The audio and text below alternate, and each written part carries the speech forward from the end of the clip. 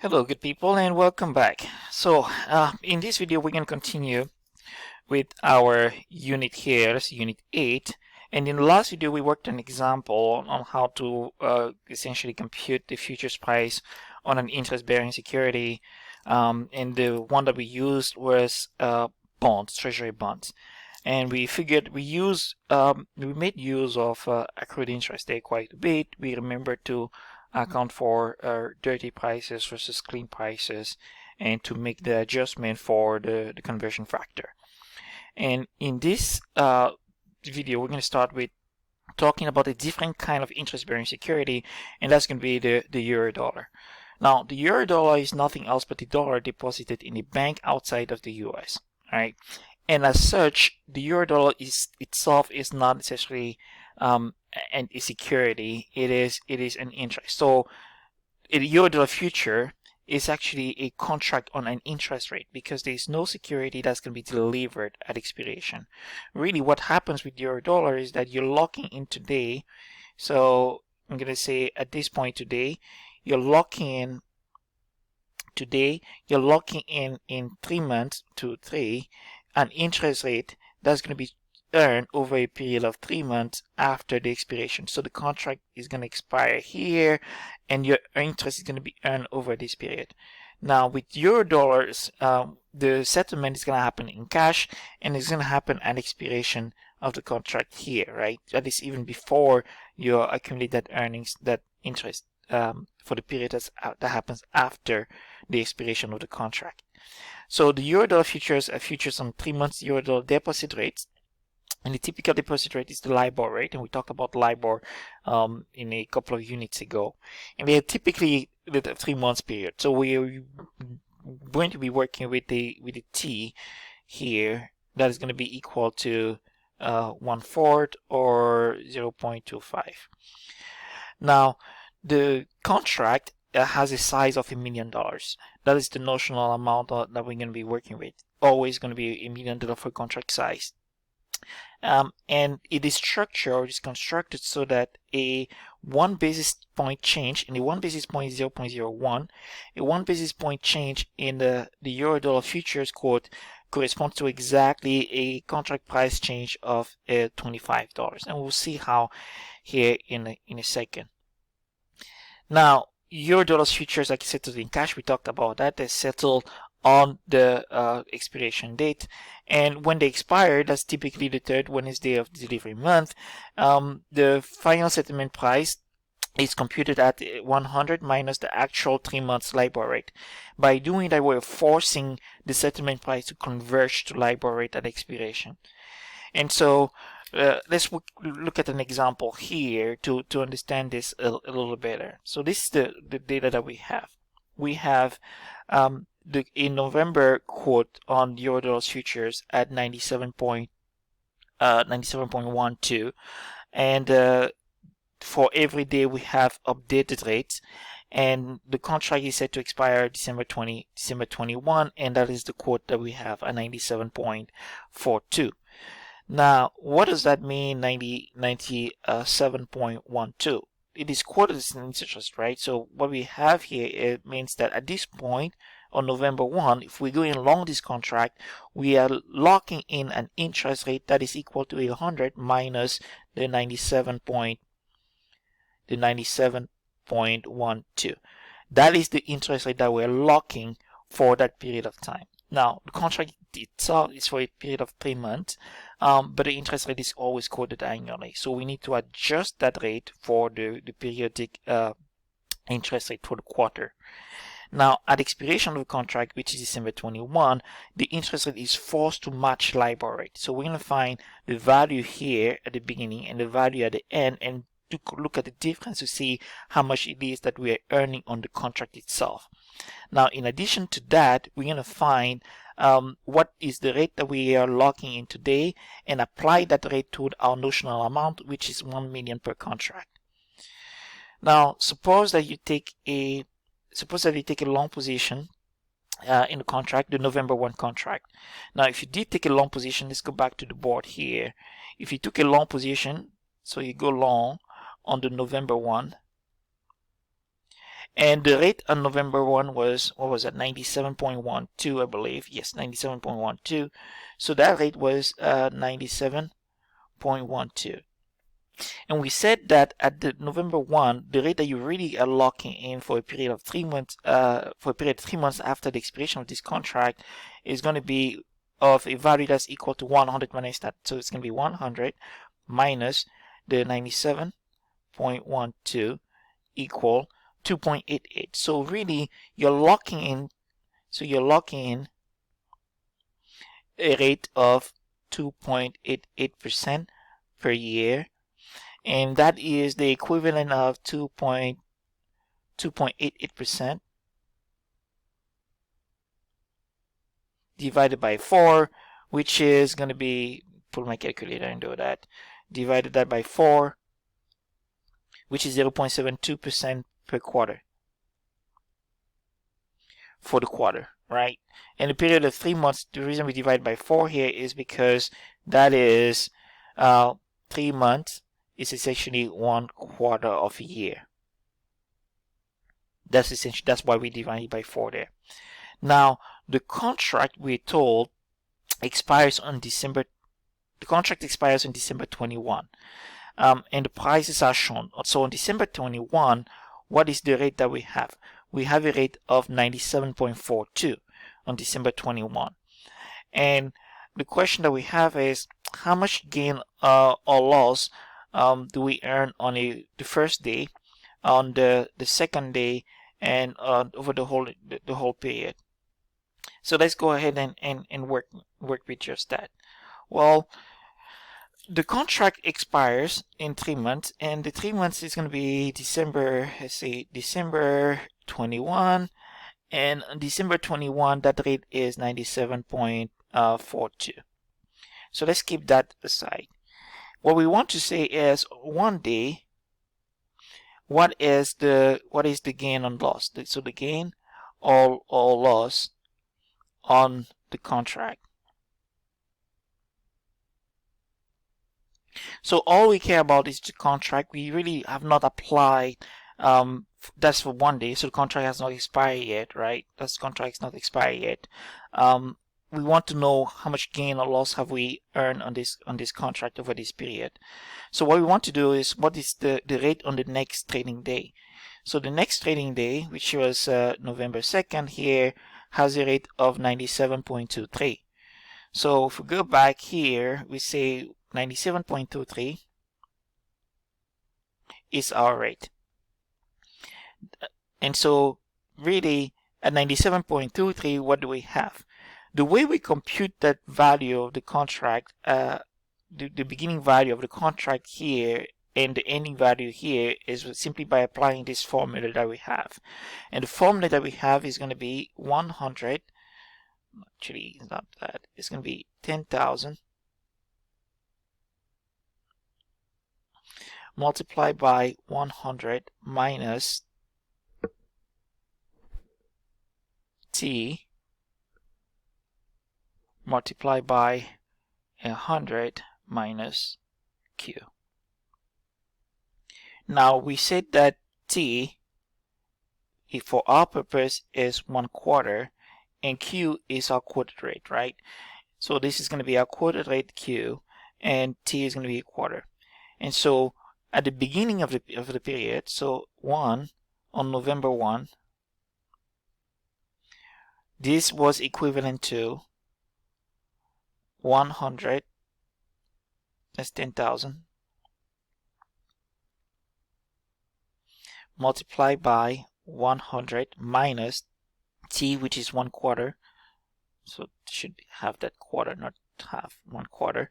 So that's 0.25 multiplied by 100 minus the rate there was 97.12. And so what we have here is the following.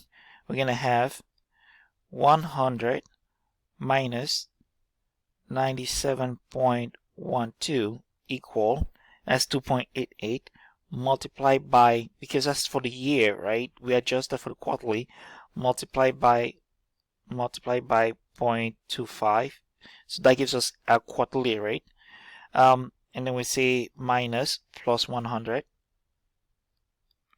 equals, that's going to be 99.28, and we multiply that by 10,000. So multiply by 10, 1, 2, 3 equal. So the value of that contract there is going to be at 992,800. So we say 992,800. Now at the end of this contract, which is the next day for the first scenario, on the next day, which is November 2, so on November 2, actually I'm going to go a little further down here with this. On November 2, what we're going to have is the following. Well, we're going to have 10,000 multiplied by 100 minus 0.25 again. And what we're going to have in this case is going to be 100 minus, this time we're going to use the rate on the second day. And that second day rate is 97.223, so it's going to be 97.23, right? So if we go back to our slide, 97.23 is that rate here. That's what we're going to use for the 1 day.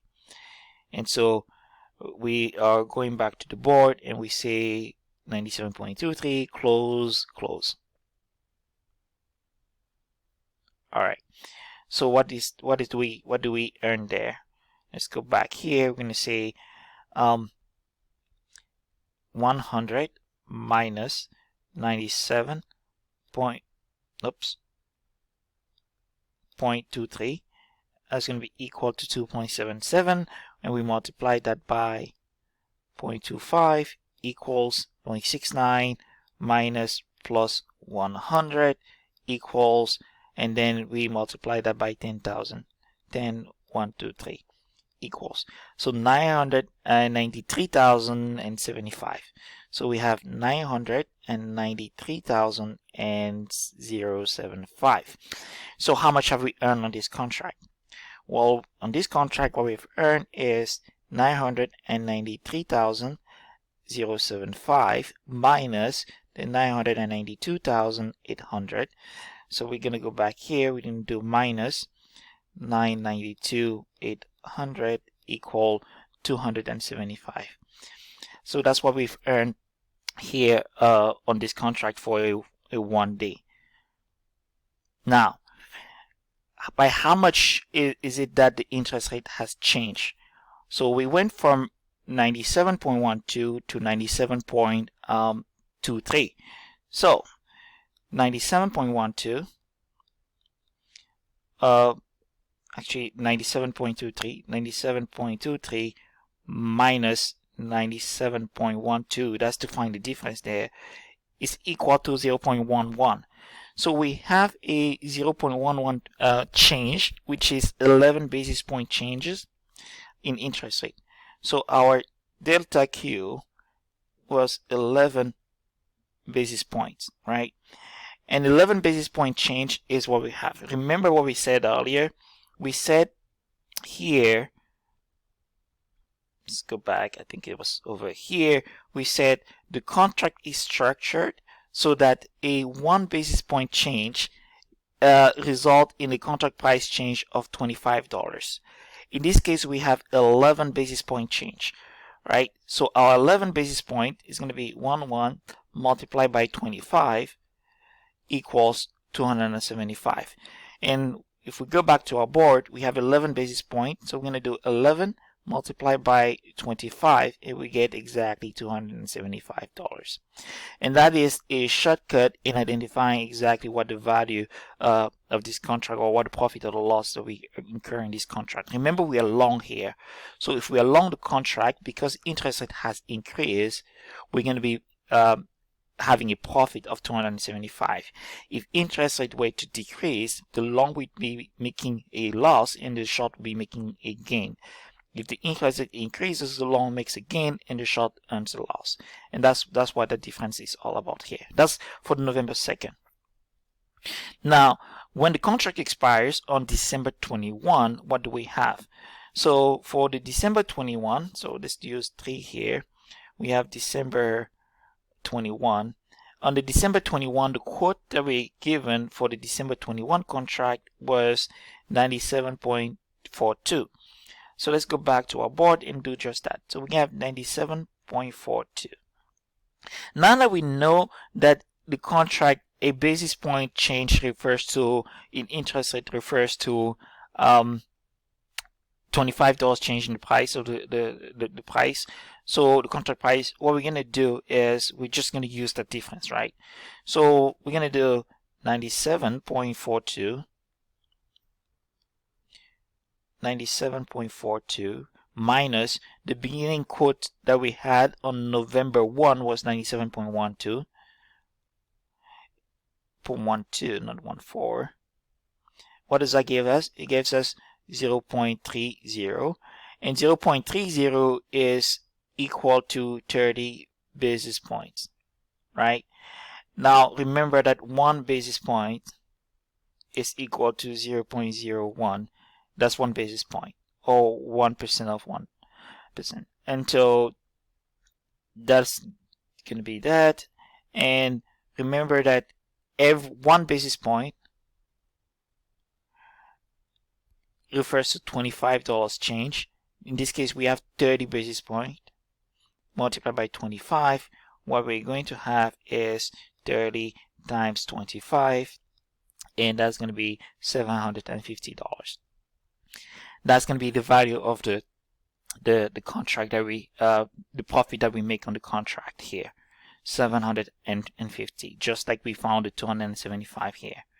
Now that's just the contract, but we said that we're locking in a rate, right? We locked in a rate of 2.88 early on, and that was what we said here. That's the rate that we're locking. Let's verify that that's indeed what we're earning on this investment, the 288.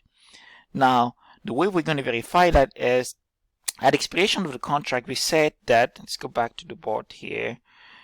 We said when the contract expires, which is the third Wednesday of the delivery month, so the third Wednesday of December, the final settlement price is 100 minus the 3 months LIBOR rate at that point.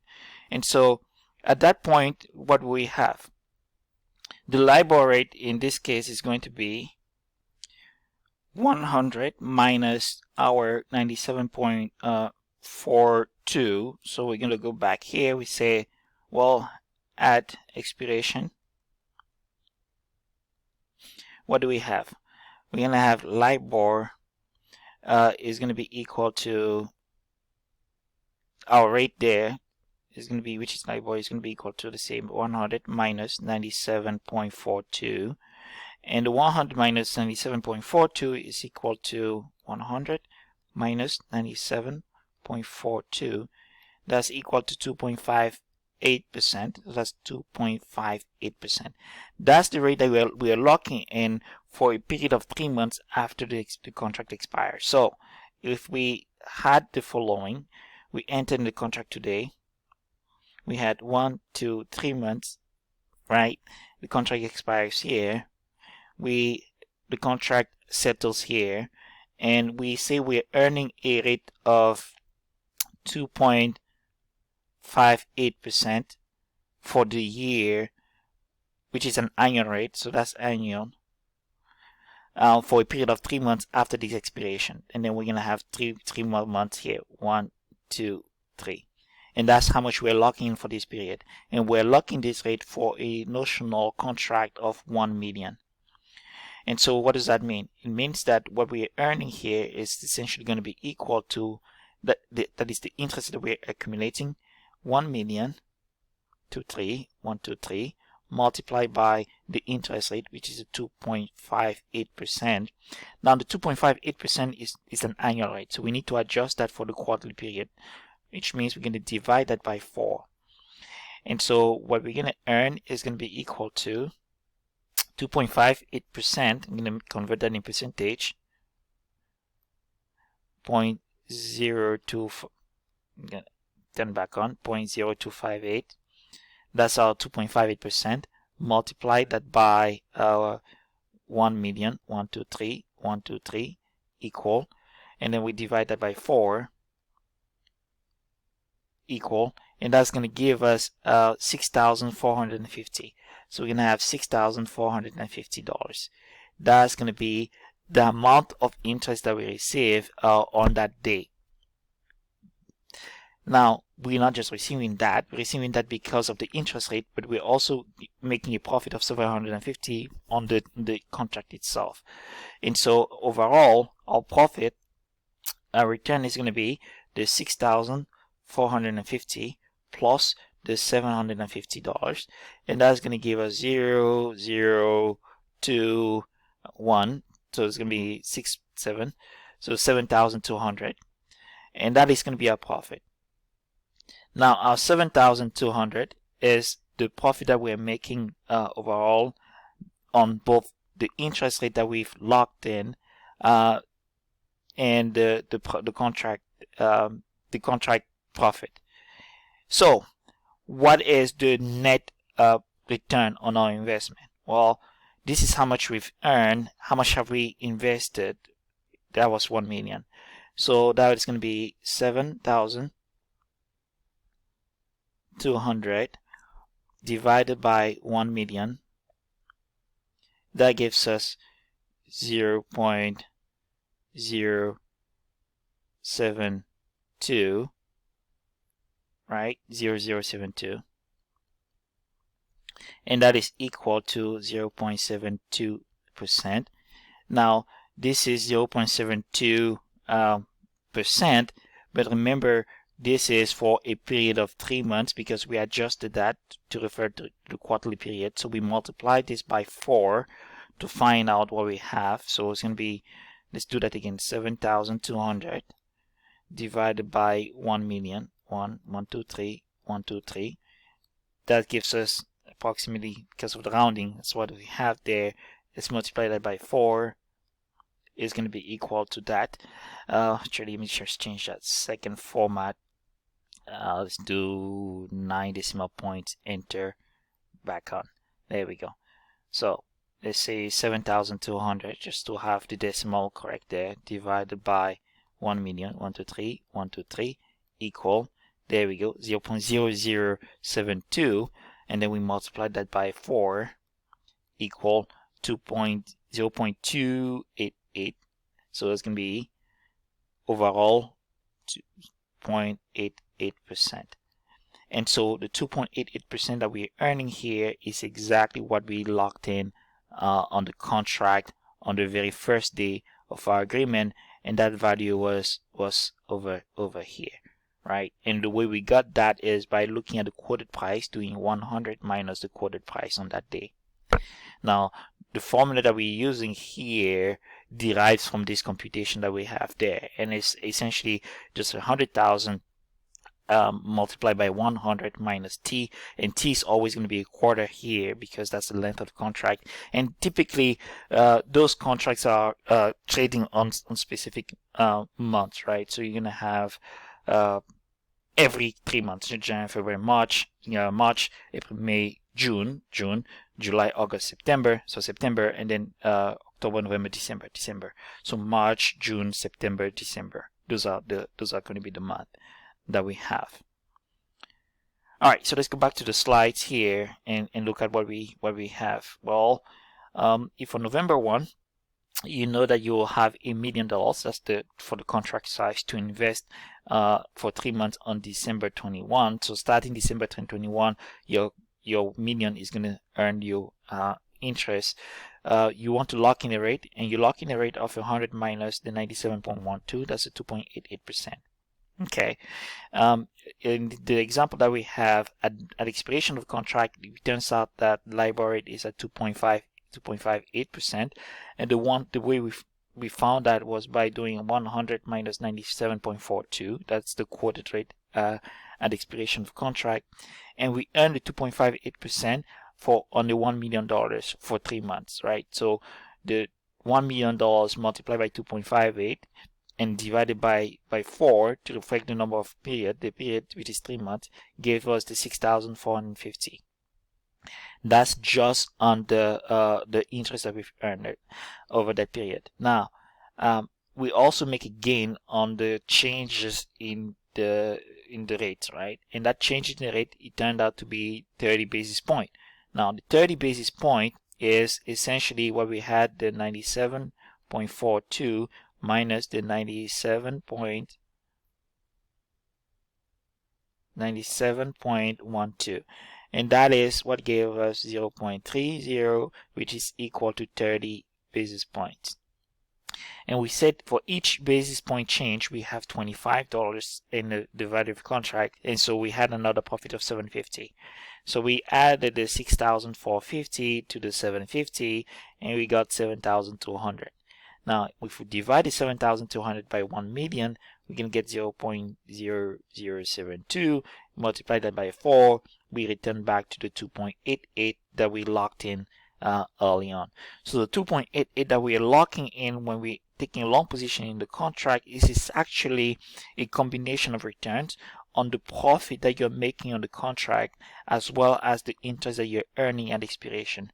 Because at expiration, we are forcing the interest rate to be equal to LIBOR rate, which is that rate that we have there.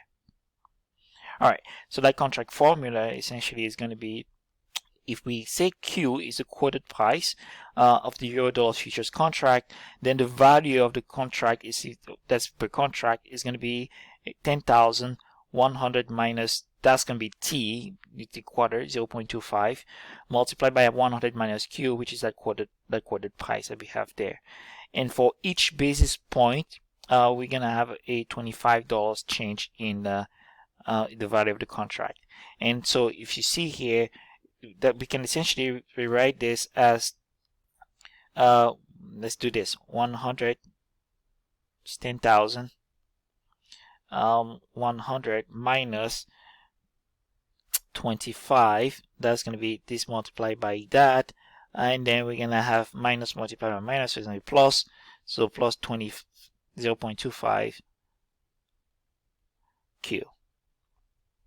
And that's essentially what we're going to have. So we have that sensitivity in here for a change in the quoted price that we have there. So a 1 basis point change in that quoted price would have an impact in this proportion multiplied by 100 by 10,000 of the value of the contract. Now, futures rate, euro-dollar future function exactly like forward rate agreements, right? That's the way we looked at forward rate agreements in the last unit, or a couple of units ago. And euro-dollar futures contract, however, they last a lot longer than forward rate agreements. That the process is the same. If you remember our discussion before rate agreement, we said, well, for a forward rate agreement, we are essentially finding the interest rate. So this is today, this is expiration, and then we're looking at the rate at which that we're going to earn for a period after that, right? So we know what this period is all about. This is what we're really trying to lock in, this rate here. And so, but the contract settles here for a forward rate agreement. For a euro-dollar futures, we have a contract settling here, and that's a key distinction between the FRA, which is forward rate agreement here, and the euro-dollar future. Now euro-dollar futures also last a lot longer. They can be having expiration all the way over 10 years. And for euro-dollar futures lasting beyond the 2 years mark, we cannot assume that the forward rate is going to be equal to the futures rate. Now, when we go past the 2 years mark, we have a problem with making the assumption. This is specific to interest-bearing securities, that forward rate is going to be equal to futures rate, and so we need to make a correction there. Now, futures rate is equal to forward rate when we're talking about commodities or equity contract, right? When the underlying is equity. But when we're working with interest rate bearing securities, that assumption cannot be made. And there are a couple of reasons why. Well, the reasons why are as follows. Well, futures contracts settle daily, and forwards contracts do not settle daily. They settle once, right? Remember, the futures market is regulated. There is mark to market, so they do settle daily. Forward contracts do not settle daily. They settle once at expiration. Now, the futures is settled at the beginning of the underlying 3-month period, whereas the forward rate agreement is settled at the end of the underlying period. And so that makes a difference of timing between those two periods that we need to account for. And so we are going to be looking at how we make that adjustment here. Now remember our definition of a forward rate with respect to commodities, futures, and equity futures. We said that the forward price was equal to the future value of the spot price, and we said actually let's do this. We said C minus Y over a period of time t, where this was our convenience yield, the Y was our convenience yield, and C was our carry cost, right? So carry cost, convenience yield. And we say that our carry cost was equal to interest rate minus any income plus any cost, right? Q was our income, U was the cost. Now, what we can tell here is that the futures price is correlated with the spot price, right? With the underlying. In this case, the underlying itself is interest rate. So the futures price, futures price is correlated with the spot price, but it's also correlated with the interest rate, right? So the spot price moves with interest rate here. Now, in this case, the underlying is this base here, the interest rate. And so with Eurodollar futures, this is what we are locking, this value here. So the forward and futures cannot be equal to each other. And the adjustment that we make is going to be referred to as a convexity adjustment. And really what it does is it says so the forward rate that we have is going to be equal to the futures rate that is adjusted by 1/2 of the variance of the underlying, the variance of the interest rate over a period of time t and t2, t1 and t2, where t1 is essentially going to be equal to the start of the period covered by the forward or futures rate, and T2 is going to be the end of the period covered by the forward and futures rate. Now that period is usually 90 days, of course, 3 months. And again, the standard deviation is a standard deviation of a change in the interest rate or the short rate for the period, the year. Now, one of the reasons we're going to be looking at this in particular is because of the impact that may have on the difference between futures and forward. This value here might be huge depending on the horizon, right? And so if the horizon is tiny, is short, this value here is going to be fairly small. For a short period of time, 1 year futures agreements, it's not going to be too terrible. 2 years still a little bit, but when you go all the way to the point where we say forward agreements or futures, Eurodollar futures can have a maturity all the way to 10 years, this might go all the way high. And so the way we see that is to say, well, if we have a essentially 1.2% change variance, 1.2% standard deviation. For a 1.2% standard deviation, if the futures maturity is of 2 years, the convexity adjustment that we're going to have is going to be of 3.2 basis point. And if we go all the way to 10 years, we're going to have a convexity adjustment of about 73.8 basis point. That's a huge adjustment that needs to be made. And so that assumption that futures rate are going to be equal to forward rate cannot be made. Futures rate are always going to be higher than forward rate. All right.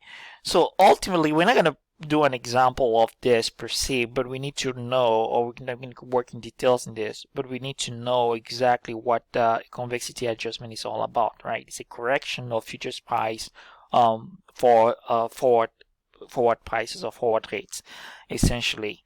And the reason that is done is because the assumption that we're making for commodity futures that forward rate is exactly equal to futures rate cannot hold here, because when the futures is set daily and the maturity, when the maturity is too long, the impact here is way too high.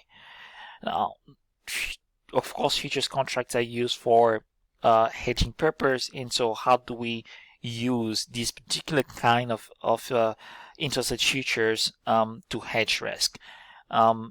And so that is what we're going to look next. And the way we're going to approach that is by looking at the duration of the underlying. All right, so what is duration? Duration is a measure, it's a weighted average of the times at which the coupon payments or the cash flows are received on the bond. And those weights are essentially the present value of those cash flows divided by the bond price. And so what duration does, it captures, it's a measure of sensitivity. It tells us essentially how quickly by how much it is that the bond price can change if the interest rate or the yield to maturity on the bond changes by a given amount. Now, the duration is essentially the first derivative of the bond price with respect to a change in the yield. In this case, the way we compute duration is by first finding the present value. These are the cash flows. The present value, because we're doing exponential of minus yt, the present value of the cash flows divided by b here. B is the bond price, and that gives us our weight, and we multiply those by t there, which is the time at which the cash flow is received. We add those up across all those cash flows, and we essentially obtain our duration. Now, this works for continuously compounded yield that we have. So if we have a quarterly or semi-annually compounding yield, what we need to do is we need to convert that to continuously compounded. You know what the formula is to go from compounded to continuously compounded, right? Yield, and then apply this expression here. Now, if you're using continuously compounded yield, the change in bond price with respect to the price in the bond, that's the percentage change in the value of the bond, is going to be equal to minus the duration that you use there multiplied by the change in yield. Now, remember, this is only if you're using continuously compounded. If you're not using continuously compounded yield, you're going to have to use a modified expression, and that expression is the modified duration. And that modified duration is essentially equal to the duration using the compounding interest rate for a period of time m, that is semi-annually compounded interest rate, not continuously compounded, and dividing that by 1 plus the yield there, the corrected yield, or the periodic yield. That would be your modified duration here, and you would then use your modified duration to find the change in bond price. And so in this case, the percentage change in bond price divided by a bond is going to be equal to minus, that's the modified duration, so it's going to be d divided by 1 plus yield divided by m. That's our modified duration multiplied by the change in the yield. Now, if we multiply that by the bond value, what we're going to obtain is the change in the bond value is going to be equal to minus d divided by 1 plus the yield divided by m multiplied by change in yield multiplied by b, right? So all I did is multiply by b here. And so with this, we obtain exactly what we have earlier. So this here is exactly that what we have here. So we have b, which is our bond price, that's that value. We have the change in yield, that's the change in yield here. We have the duration, that's the duration there, and then we have 1 plus the yield divided by m, that's 1 plus yield, and then the minus, and then the minus. So exactly the same thing. Now let's do a quick example of how we compute duration using continuously compounded yield. Now let's go back to a board here, And let's say we have a 2-year 3%, no, 2 years. Let's use a 10% coupon. 10% coupon bond, face value of 100, and we're gonna have a yield to maturity of 12%. And our 12%, let's assume that it is continuously compounded already, so we don't have to make a conversion. Now, if this were not continuously compounded, we would have to make a correction, right? And that correction we'll have to make would mean that we would have to convert that from a periodically compounded to a continuously compounded interest rate. Now we're assuming that that is continuously compounded rate. So let's do our cash flow timeline. Our cash flow timeline is going to be for a period of 2 years. So we're going to do this following. We're going to do this. We're going to have today, so it's going to be 1. There we go. And 2. Actually, I'm going to clear this up. I'm going to do just this. And so this is going to be half a year. This is going to be 1 year, 1.5 years, and 2 years. We're going to assume there are semi-annual interest rates here, compounding period. Now, what do we have? Well, at each point, we're going to receive coupon payment. And what is coupon payment? It's 10% of face value. And so 10% of face value is going to be 10% multiplied by 100. That's equal to 10 for the year, and so we divide it by 2 for semi-annual, so our interest payment is going to be 5. So we're going to say 5 here, 5 here, 5 here, and at maturity we receive 5 and the face value. So we're going to receive 5 plus 100. That's what we're receiving at maturity. To find our duration, what we need to do is we need to find the present value of each one of these cash flows at the yield of 12% continuously compounded. So what we're going to do is we're going to say, well, we're going to do 5, that's the first cash flow, exponential of minus, our yield is 12%, so it's going to be 0.12 multiplied by t, and t here is going to be half a year, so 1/2. Plus, that's the present value of the first cash flow. 5 again, exponential of minus 0.12 for 1 year, plus 5 again, exponential of minus 0.12 for 1.5 years, and then we have 105 exponential of minus 0.12 for 2 years. Now, if we did just that and we added all of this up, we would get B. That's our bond price. Our bond price is the present value of all the cash flows at the yield to maturity.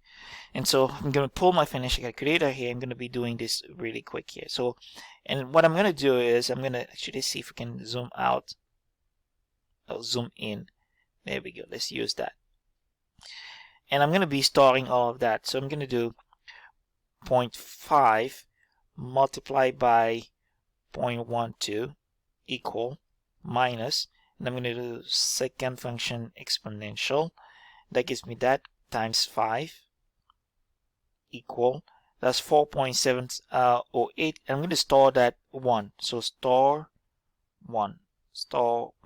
That's my first value there.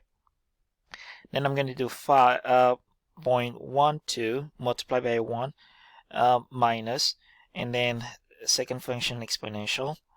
And then I'm going to multiply that by 5 times 5 equal 4.43. So I'm going to store that 2, store 2. And I'm going to do 0.12 minus times 1.5 equal 0.18. Second function exponential times 5 again equal 4.17. I'm going to store that 3, so store 3, and the last one is going to be 0.12 multiplied by 2 equal minus, and second function exponential, and then we're going to multiply by 105 times 105 equal. That's going to be 82.59, so I'm going to store that 4. Alright. So to find my bond price, what I'm going to do, I'm going to say recall 1 plus recall 2 plus recall 3 plus recall 4 equal. My bond price is going to be 95.92. So I'm going to say B is equal to 95.92. Now our formula says what? Our formula says for duration, it says do the following. Actually, I'm going to use this. Duration says do the sum of all the T multiplied by all the cash flows that you have discounted at the yield for a period of time T, and then they have divided all those cash flow by the bond value. And so that is what our formula is. Let's go back and look at it here. Cash flow here, present value divided by B, that gives us our weight. And then we multiply each weight by T and we add them up. So we have the present value, so we have these values here, all of these values. That was store 1, store 2, store 3, and then store 4. Right? Now I need to divide each one of those by the bond price. So what I'm going to do is the following. I'm going to take the first value, so I'm going to say recall 1, and I'm going to divide that by, oops, what did I do there? Oh, I'm going to recompute the bond. I'm going to store the bond price. So I'm going to recompute the bond price. I'm going to say recall 1 plus recall 2 plus recall 3 plus recall 4 equal. That's our bond price. I'm going to store that. 5. So I stored that 5. Now my bond price here is going to be store 5. So what I want to do is I want to do recall 1 divided by store 5. That's going to be my my first weight for the first cash flow, and then recall 2 divided by 5. That's going to be my second weight, and so on and so forth. So this is what we're going to do.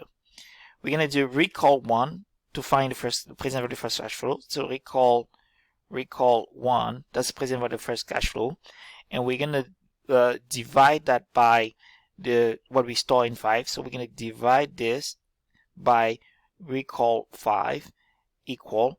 That gives us our first weight.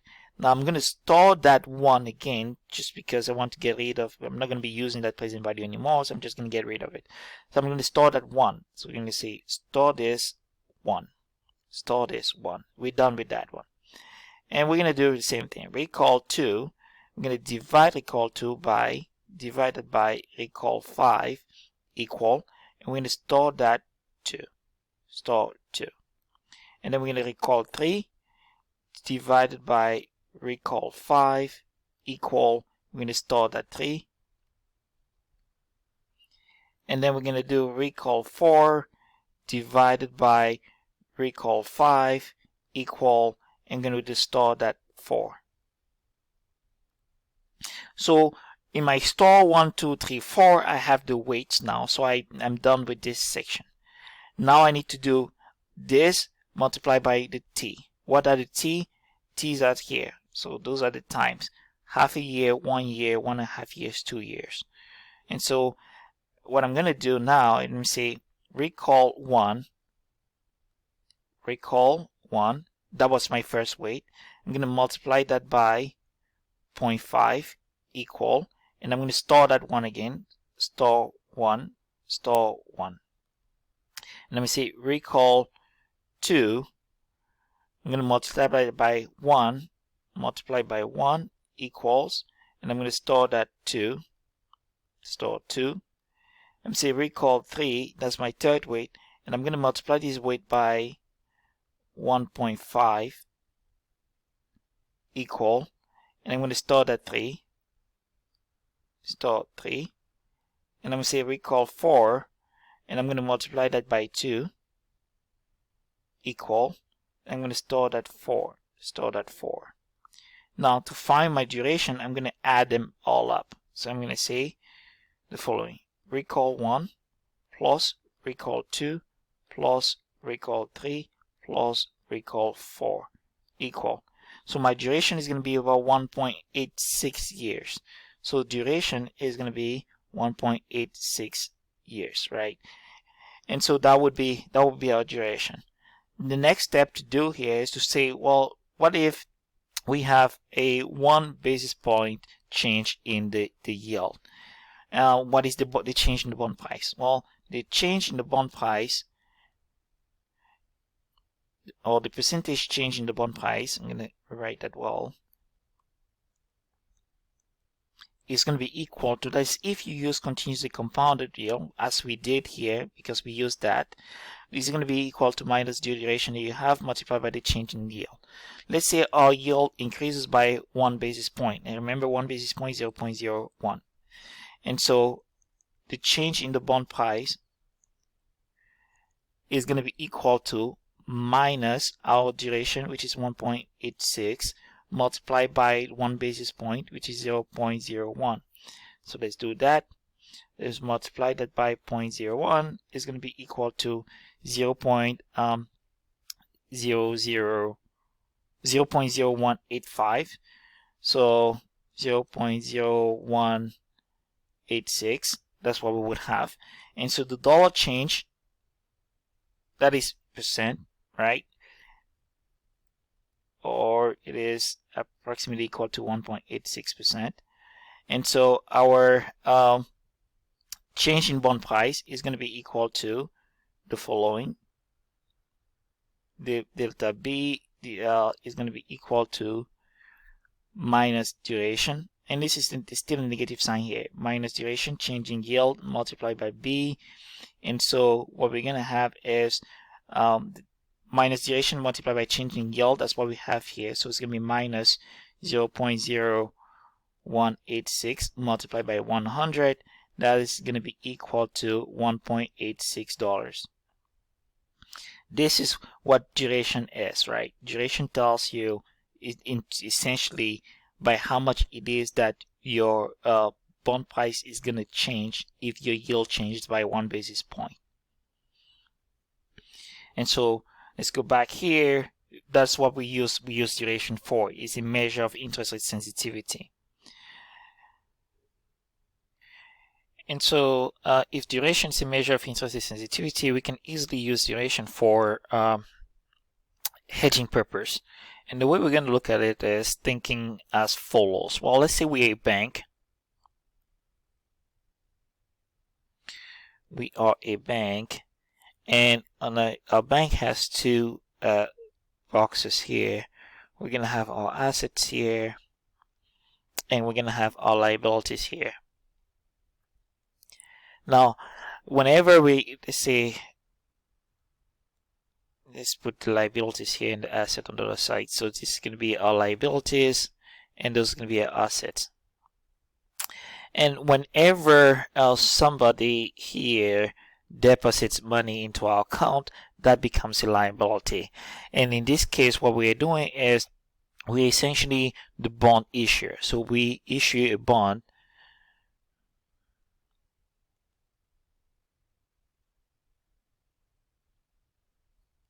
I'm going to write it clearly. I'm trying to squeeze that there. Issue a bond. So we're a bond issuer. And the idea here is that in exchange for this money, we issue a bond that says that we will be paying interest payment to this individual. And these are the deposits. And at the end, whenever they want to withdraw their money, we have to be able to satisfy those liabilities. So whenever they're withdrawing the money, that's the maturity of this bond contract, essentially. On the other hand, when the bank makes a loan to this person here, you're going to have a loan here. This person is essentially writing a bond, right? So here the bank is the bond buyer.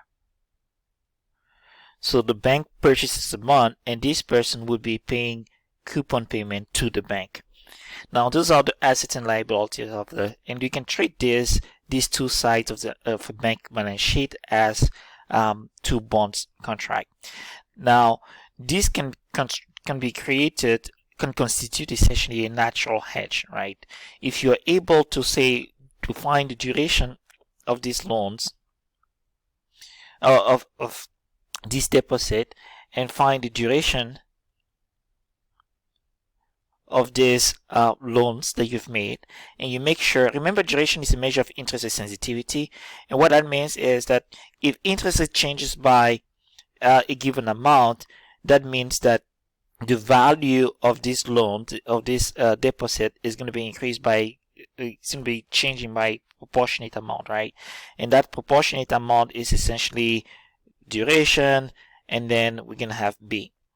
So that is the dollar change in the value of the deposit is going to be equal to the value of the deposit multiplied by the change in the yield multiplied by the duration. And the same applies to the other side. The dollar change in the value of the assets is going to be equal to minus the duration of these assets multiplied by the change in yield multiplied by the value of the assets here. And so we're going to say, let's call this liabilities and liabilities. Now, we want to make sure at any point in time, if we are making the gains that we're making on the asset side satisfy the losses that we're likely to make on the liability side, or vice versa. And the only way to ensure that is to make sure that these sensitivities are equal to each other. So if we gain an asset, we are essentially protected against the potential loss for an equivalent change in yield on the liability side. And so we're going to do what's referred to as duration matching. And duration matching is also referred to as immunization. And so the duration matching is essentially matching the duration of assets to the duration of liability in order to protect both sides of the balance sheet for a given change in the yield. That's essentially what we're going to do, duration matching. And duration matching, what's essentially is going to doing is it involves hedging against interest rate risk. Those are those changed in risk in interest rate by matching the durations of the assets and the liabilities. And it's also going to provide protection for against small parallel shifts in the yield curve. That is, small changes in the yield curve. The reason this is the case is because of what we know of as convexity. And if you have the bond, you should recall out your bond price curve. So you're going to have this relationship here where as the yield increases, the bond price decreases. And we're going to have, the way we compute duration is by finding the first derivative of this price curve. So this is going to be our price and this is going to be our yield. So as the yield increases, here we have price that decrease. That is a negative relationship between yield and price. That's part of the reason why we have the negative sign in front of the duration sign there. Now, when we compute duration, what we do is we find the tangent line between the tangent point on this curve, and the yield. So the yield is going to be here, and our duration is going to be the slope of this line, essentially. So when we have a small change in yield, duration does a pretty good job, right? Duration captures, if duration is a slope, if we have a small change in yield, duration is going to capture what the change in price is pretty well. Now, if we are moving way too far here, what we find is that duration is going to miss this much. According to duration, this is what we're going to have. According to duration, the price is going to be changing by this, whereas it actually changes less than that. So we were here, we had the change in yield. Duration says price is going to drop all the way here, whereas the true price is not going to drop all the way there. The true price is going to end about here. So duration essentially increase or inflates the decrease in the value of the bond when the yield increases by quite a bit. If it's a small change, it's fairly, you cannot tell what the difference is, but when the change is large, you have this much that you need to account for, and that is what convexity is all about. And you should have probably have seen that in your investments course or the finance course that you took before this. And so we ought to be able to account for that convexity. So, and essentially that's even true if you're using futures, interest rate futures, like interest-bearing futures contract, to hedge the position in the bond portfolio, right? So to hedge a position in the bond portfolio, say this is your bond, you're gonna have to find a contract, a futures contract on another bond that has to be delivered at expiration, and that bond that has to be delivered at expiration might have a curve that looks something like this, right? So this would be your portfolio, and this would be the portfolio that you use for hedging purpose. And so your futures is going to use that as underlying, and you're essentially building your portfolio that has that curve there.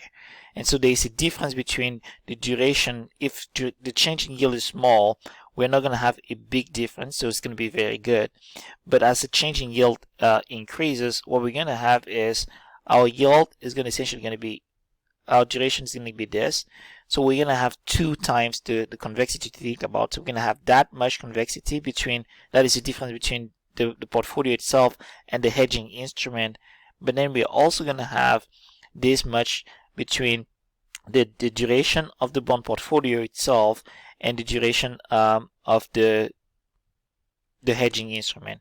So when you're using a hedging instrument, the hedging instrument is going to have its own duration, and the portfolio is going to have its own duration. And so our matching principle here is going to be to do the matching of this duration, the duration of the hedging instrument and the duration of the portfolio itself. If you're working with banks, a bank setting, for example, what you're going to have is what we refer to as a natural hedge. And the natural hedge would simply be hedging the assets and liabilities. All right, so let's go back to our slides. The parallel shift in the yield curve simply means that the long-term rate in the zero curve here, the long-term rate shifts up as the short-term rate shifts up. And so if we have a zero curve that looks like this, we've seen a zero curve, the shift is going to be, the parallel move simply means that if the short-term rates increase by this much, we expect the long-term rate to be increasing by the same. So we can have those. And the reason that curve here, and the reason we want to have a parallel shift is because if we go back to our bank scenario, we sometimes have short-term deposits and long-term deposits. And we also have short-term loans and long-term loans. And so to match the duration, we also need to make sure that these long-term, the maturities, the duration for different maturities are aligned. And so we want to account for all of those. Now, to use duration to hedge the Euro-dollar futures, what we want to do is, remember, the one contract locks in an interest rate of $1 million for a period of 3 months. And so the question would be, how many contracts are necessary to lock in an interest rate on 1 million for a future 6-month period? And so to find that, we need to compute what is referred to as the hedge. It's very similar, the hedge ratio is very similar to what we looked at when we used, remember, when we used beta for a measure of hedge ratio, when we were computing the number of contracts that's needed for futures on the index, for example, on the index portfolio, or futures on equity securities. So the duration-based hedge ratio is essentially going to be equal to the ratio of the value of the bond portfolio, that's P here, multiplied by the duration of the bond portfolio, that's DP, divided by the contract size for the interest rate derivatives that we are using, the interest rate futures contract that we are using, multiplied by the duration of the interest rate futures at the same maturity. Now, how do we find the duration of portfolio here? The duration for the portfolio is the same as how we find the beta of portfolio, right? So it's a weighted average of the duration of the assets within the portfolio. So if we have a series of bonds bonds in our portfolio. Let's say we have 8 bonds. We find the weights of each one of the bonds, and we do a weighted average of the bonds, and we find our duration of the bond portfolio. All right, so what we're going to do next is work with an example of that, because that's a lot easier to look at the example when we play with all of this.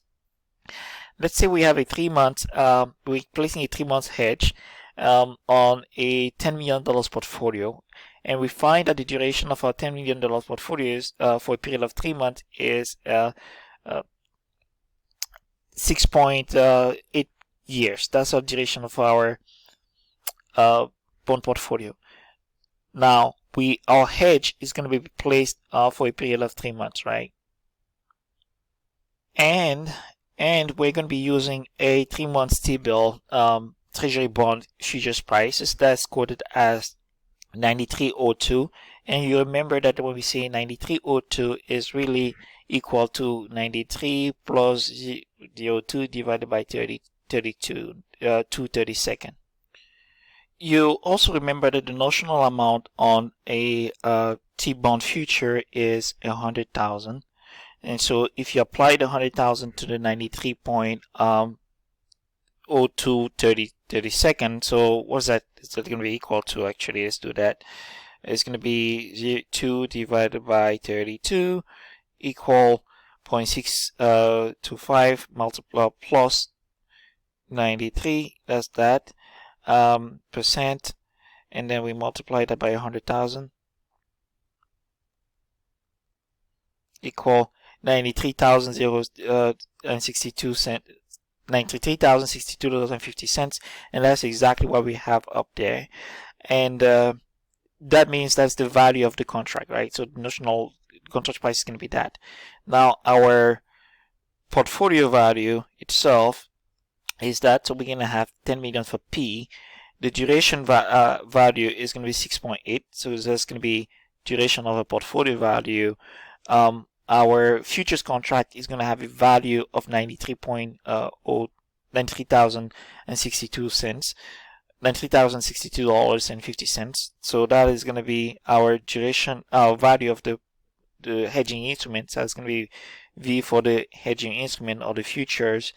And we also told that the duration of the cheapest to deliver 3-month bond is going to be 9.2 years. So this is going to be the duration of the hedging instrument, which is DF. And so what we have here is this is VP, value of the portfolio, DP, the duration of the portfolio, multiplied by VF, value of the hedging instrument, multiplied by DF, which is the duration of the hedging instrument. And so what we're going to need in this case is essentially the 79.42 contract in order to hedge this position for the 3 months period that we are looking at. A very straightforward use of duration to find the number of contract of the underlying instrument of this value in order to hedge the position of a bond portfolio that's worth $10 million and the duration of 6.8 years. Now, duration has its limitation, of course, and the limitation of durations are that it assumes only a parallel shift in the yield curve, and we talked about that. If the shift is not identical, the maturities are not going to be matched. Duration of different maturities are not going to work there. It assumes that the yield curve changes only of a small amount, because if we have a large change, then we have convexity to account for. That becomes also a problem. When the treasury bond futures is issued, it assumes that there will be no change in the cheapest to deliver bond as well, and that's how we are looking at this. So if there's a change, remember when there's a change, that means the duration is going to change, and if the duration change, the number of contracts are going to change as well, right? So that would lead to what we refer to as dynamic hedging, continuously updating what that hedging instrument is, or the size of that hedging instrument, which might be costly at the end of the day. So that's going to be the limitation of duration. Finally, it is safe to assume that interest rates curve or the zero curve is not going to observe or incur parallel shift all the time. And so the question is, what do you do in the event where you don't have those parallel shifts in the zero curve? And so if they don't exist, which is what would typically happen, a more sophisticated method can be used, and the banks usually use those methods. That's usually referred to as gap management. And gap management is all about bucketing the zero curve. And the idea here is to be splitting the maturities, if you will, if you think of those as maturities, into shorter periods. Instead of looking at one 10 years bond, you look at multiple short term. So you're going to have, say, for example, a 1 month, a 1 to 3 months, a 3 to 6 months, a 6 to 12 months, a 12 to 18 months, and so on and so forth. And you would essentially say, well, if we have a parallel shift over these two periods and this stays constant, then what would happen? So it's very similar to a scenario analysis. What kind of shift do we see over this short period? Do we have a parallel shift over this period and not a parallel shift for the remaining period? And how do we adjust that? So the hedging exposure to situations where rates corresponding to one bucket change and all other rates stay the same. So if the rates of these buckets change and the other ones remains the same, what do we do? Very similar to what a scenario analysis would be. And this wraps up our discussion of Unit 8. And in this unit, we essentially went through quite a bit, talking about interest rate futures and what we need to consider when we are working with these interest rate futures. And the key here is the understanding that there is no deliverable asset per se, right? They're typically when you say, especially when you're talking about interest rate Euro-dollar futures, there is no deliverable asset. When you're working with bonds, you need to think of what the impact of accrued interest is going to have on the pricing of that futures contract and accounting for that. And in order to do that, you need to remember that you have to work with the day count convention, where you can either have a 30 to 360, actual to actual, or actual to 30 to 360 as day count convention there, and what the impact might be, and also what we refer to as the February effect, because February only had 28 days in the month, especially if you're working with actual to actual versus the 30 to 360. You remember that the 30 to 360 offers that 2 more day period for that February contract that you need to account for, and that might have a big impact on the pricing of the futures that you're looking at. All right, so the interest rate futures, that is. So this wraps up our Unit 8. I'll see you in the next video. We're going to start talking about Unit 9. We'll see you in the next video.